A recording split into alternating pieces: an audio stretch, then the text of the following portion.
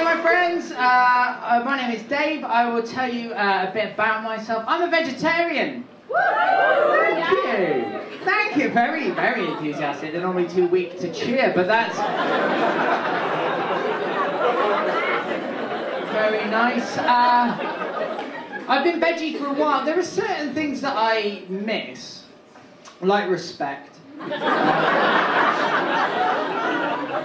Now, I had to go to Spain recently, right? Now, going to Spain as a vegetarian is a bit like going to Cadbury World as a diabetic, right?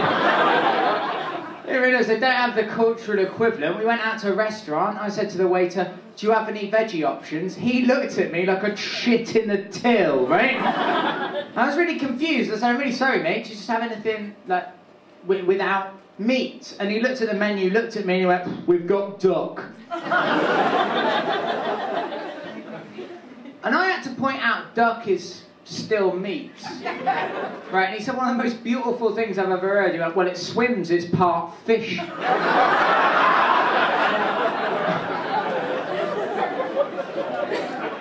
a kind of logic there, you know what I mean? It's kind of...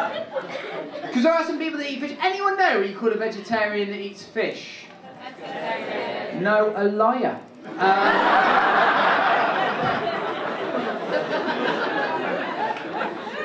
I mean, you know what I mean? I didn't realise, before I got into this, there's this weird dietary hierarchy, because meat eaters look down on vegetarians, vegetarians look down on vegans, and vegans look down on no one, because they don't have the minerals to grow. What are they going to do? Punch me? Like, it's weird, like, because I'm genuinely, like, I'm trying to be vegan at the moment, and I like more respect that I kind of, there are advantages to being vegan. Like, a good one is, it's a lot cheaper. That's what they tell you. What they don't tell you is that's mainly because people don't want to socialise with you anymore, right? I've been trying to do it for a while. I think like being vegan is a lot like being American, right? Bear with me. In the sense that you shouldn't have to apologise for it, but if you don't, people think you're a dick, right?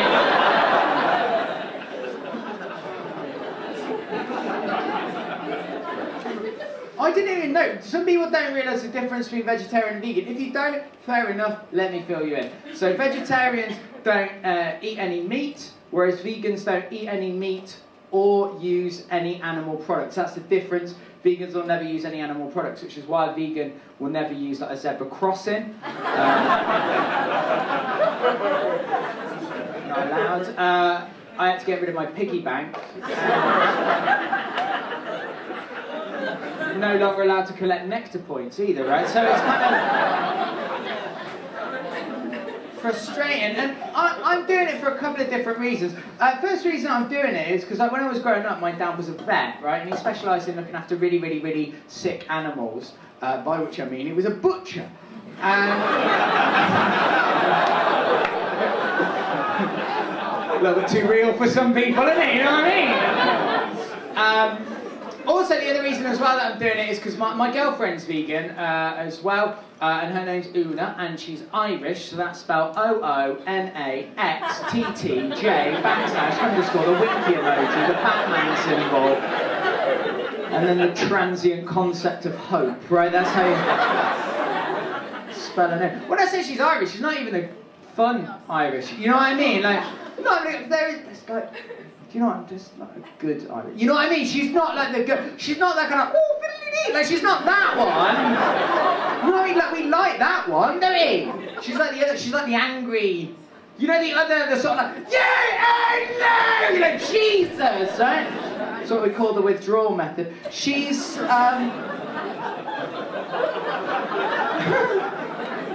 catch up. She's from Northern Ireland. Very odd. It's a very odd place. Like, I don't know. Like, Northern Ireland's got like a really like it's kind of like everything that it's like it's just like it's like a hamster having a wang like It sounds like someone's like falling asleep on a Morse code button.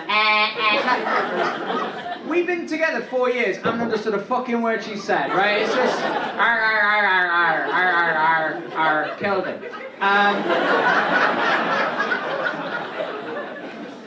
Don't worry, I don't want to make anyone uncomfortable. This bit isn't racist, she's white. So I kind of wondered what was happening then. I was like, Jesus! So have we got anyone in from Northern Ireland? Yay, I'm not getting kneecapped! So, let's talk about those pricks. I am joking. I genuinely I realise that the current political climate, probably not a good idea to joke about them. I honestly am just joking. I love Belfast, right? This is an honest fact. I love Belfast if for no other reason, right? They have the largest Titanic memorial museum in the world, which in 2012 had to close down due to flood damage, right? How amazing is that? Una lives in this little area of Ireland, it's called Lurgan, right? And they've got a shop mobility shop in Lurgan, and it's simply called AIDS for the Disabled, right? And you think, Jesus, if they haven't got problems enough, right?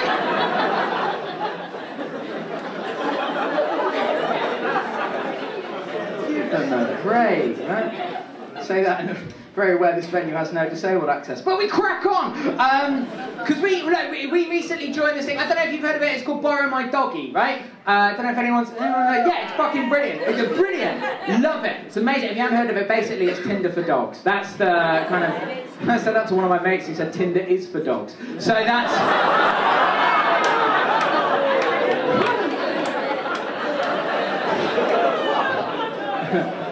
Little story about that, Frank. He's imaginary.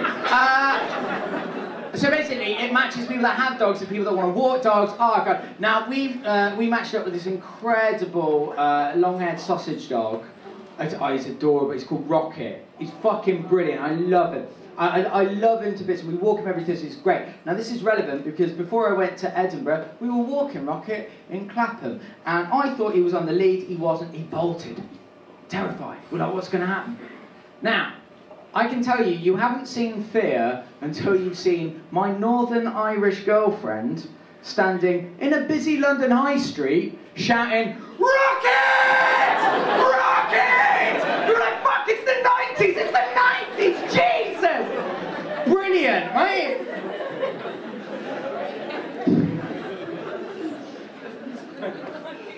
Tell you about Una, she's a doctor, right, psychology, she's not a real doctor. And... I'm not going to go! She said, when was the last time you got on a plane? And the pilot went, is there a doctor on board? We seriously need to talk about this man's relationship with his father. Right, it's never happened!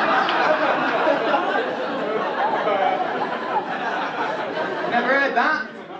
We don't have arguments, just sit there and go, how does that make you feel, right? And we met because a couple of years ago, I did a show all about mental illness.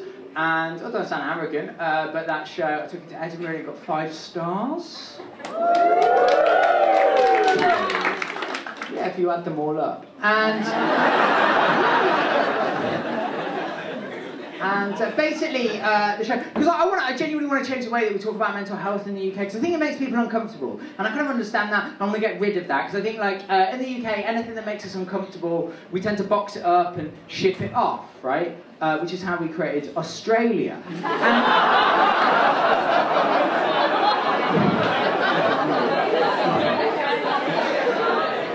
There's some Aussies in. But yeah, basically the show was all about how, as a teenager, I had anorexia, and that's kind of what I did the show about. And anorexia is a huge problem, right? It's affected people like Kelly Clarkson, Lily Allen, Victoria Beckham, huge problem. You know, it's responsible for a lot of shit music, right?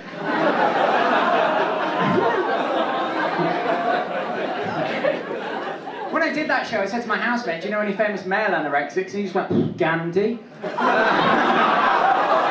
No! Basically, me and Una met because Una did her doctoral thesis on men with eating disorders. She was presenting her research 4 years ago at a conference down in Brighton, where I was the keynote speaker. We met, and next year we're going to get married, right? Yeah, she doesn't know it yet. But... so I'm not really a boyfriend, I'm more of a case study. And... I'm genuinely really interested in what makes people mentally healthy. I'm really passionate about that. And I asked my housemate, I said, what do you do to keep mentally healthy? And he said, one word, travelling. Right? It's one of those pricks. He was like, I fucking hate him, right? He recently got the travelling bug, or malaria as I call it, and he's been all over the world, hasn't he? Like, he has to go to remote locations. He recently went just outside of Paris, hasn't stopped bitching about it since, right? He was like, oh my god, it's so fake, so built up, so touristy. He's like, stop going to Disneyland. Yeah. He's been to Cambodia, he's been to Bali, he's been to Vietnam to find himself. Have you noticed, people only ever go to beautiful places to find themselves, right? No one's ever gone to Croydon to find themselves, have they? Never heard of anyone taking a gap year in Tower Hamlets, right? And if yourself is the other side of the world, maybe yourself don't want to be found, right? Told him this, he got really annoyed. He said, no, Dave, it's the things you learn. I said, give me an example. He said, mindfulness. I know, right? Now, a lot of people have talked about mindfulness. No one's actually told me what they mean. I said, what do you mean by mindfulness? He said, what you do is, you sit there every morning with your eyes closed for as long as it takes for your mind to clear. And any like work-related stress will just evaporate. And I tried it, and I can tell you it does work. Right? Because if you sit there every morning with your eyes closed, for as long as it takes for your mind to clear, you won't have any work-related stress. Because you won't have a fucking job, right? Tried pointing this out to him, and he said, he's one of these people that always uses phrases, who was the Dave, that's about the journey. That's what he says. It's all about the journey, Dave. Forget about the destination, just focus on the journey. Which is how he lost his job as an ambulance driver, right?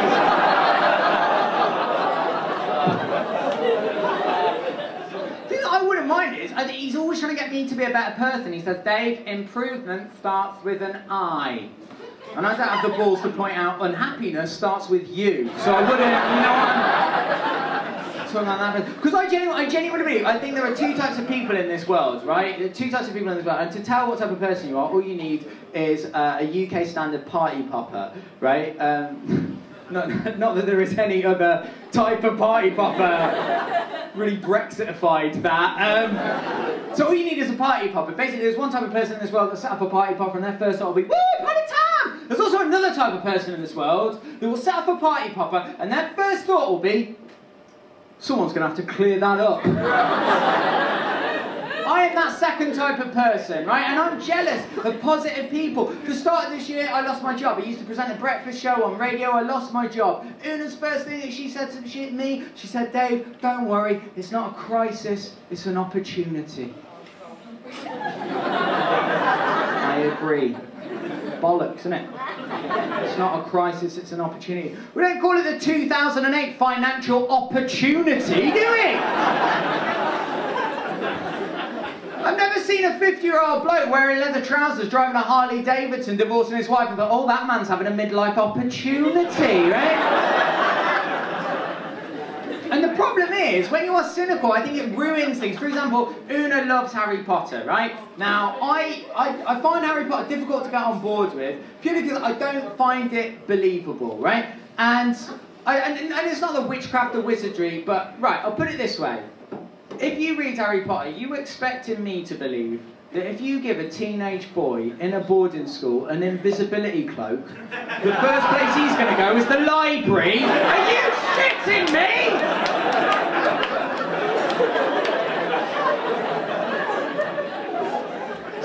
It's a weird fucking school as well. How many times in that whole series of books, novels, films, how many times do the teachers say, get your wand out? No one says, that's what she says. What type of school is that?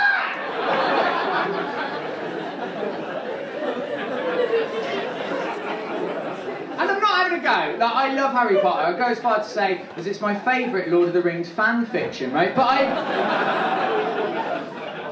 I kind of get frustrated by all of those things, and I think sometimes cynicism is beautiful. I saw the most cynical thing that I've seen recently. I want to share this with you. Don't know if you remember, 6 weeks ago, a lot of the trains were cancelled because there was weather, right? And whenever there's weather, the trains can't run, and we were there, and we were stuck on this train in between two stations, and we were all standing there going, really weathery, innit? And loads of it. And we couldn't get off the train because the tracks were live and no one could get on for the same reason. We were stuck in between these two stations for 2.5 hours. And honestly, there was fucking loads of weather. And we were just like... And after 2.5 hours, some old geezer, right, who had been standing quietly, pulled out a packet of cigarettes, put one in his mouth and lit it. A young kid came over to him and went, "I'm really sorry, mate, I don't think you're allowed to smoke," because he was part of the cast of Annie. And... never done that before, won't be doing it again. And he came up to him and said, "I'm really sorry, you can't smoke." Now, without missing a beat, that bloke took the cigarette out of his mouth, blew a cloud of smoke, and went, "Ew, what are they going to do, kick me off the train?" Fucking love that about now, right? What legend!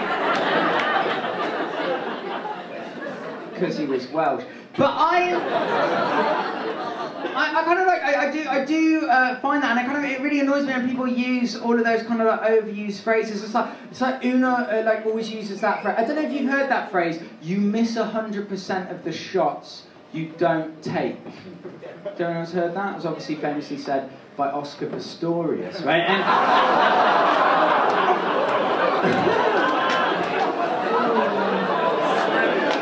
very interesting. Very much on board over here. Over there, not so sure. And you're just staring at me like, is that Adam Sandler?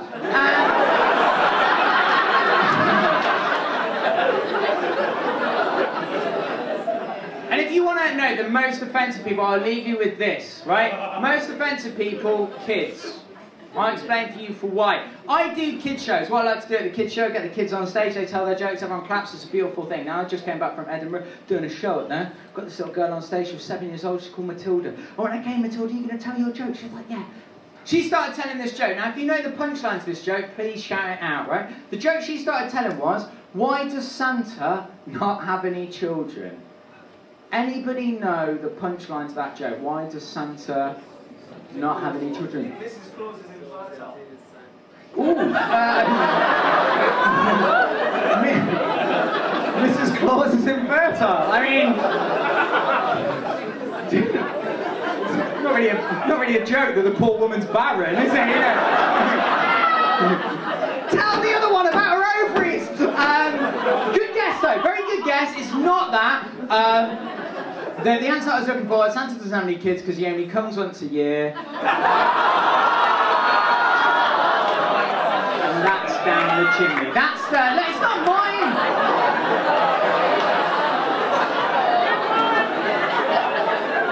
Hey, I asked that at a gig recently, and someone put up his hand and he went, is it because he empties his sack at the bottom of children's beds? Right?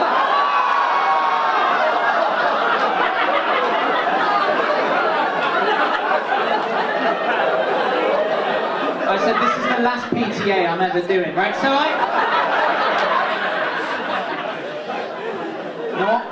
like you, had never heard that joke before, got this little girl on stage, she went, hey, you going to tell your joke? She was like, yeah, 250 people in the audience. She took the microphone, she stood there and she went, why does Santa not have any children? And then a voice in the back of the room, presumably a mum, just went, swept her off stage. I didn't know what was going on. Just saw a 7-year-old ask a question, get fucking abducted, right? Kids are crying and screaming, someone smashed a glass. I had to say something. So the first thing came to my mind, which happened to, kids, don't worry, Santa's not even real. Guys, you've been lovely. I've got to fuck off. Have a great rest of the night. Thank you very much. And goodbye.